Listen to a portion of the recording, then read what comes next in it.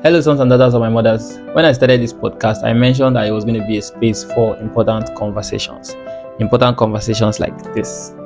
Mr. Dele Farotimi is one of the few people I consider a role model in this country.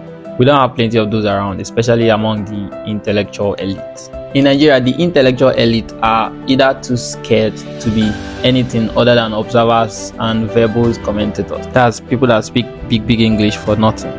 Or they are too bored already to have or share independent opinions of their own. Or even worse, as I found out recently, they are not immune to the bigotry poison that is flying around Nigeria. So once in a while, the tribalism hidden deep inside those big grammar and knowledge comes blasting out. I never skip a Dele Farotimi video. He's my one remaining evidence that a truly enlightened person cannot be persuaded by sentiments like tribe or political leaning to the point where truth becomes secondary.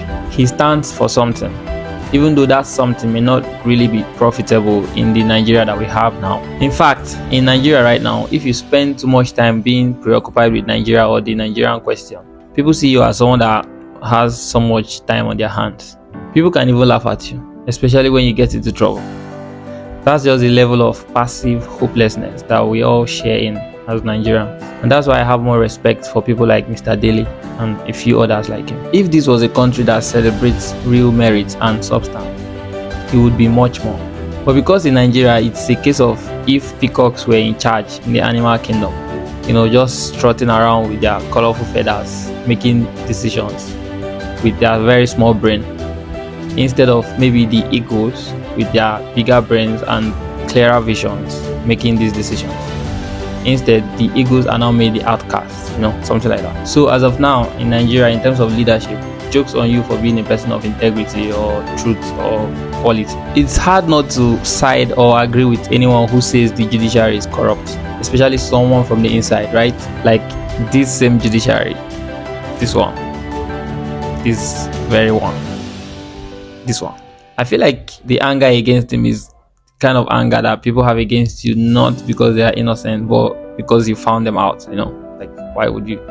I wish I studied law, because then I would know the nitty-gritty of this case and then I would be able to break it down to you. But I still know a little bit about it. So basically, he was arrested on charges of defamation of very mighty people.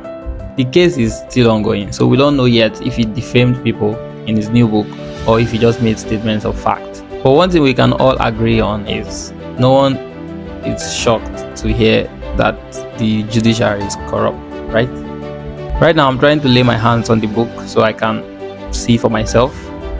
And I encourage everyone who, I know they say if you want to hide things from Nigerians or Africans, put it in a book. But I feel like people are coming around, So if you want to hide things, it may not be really well hidden in a book after all.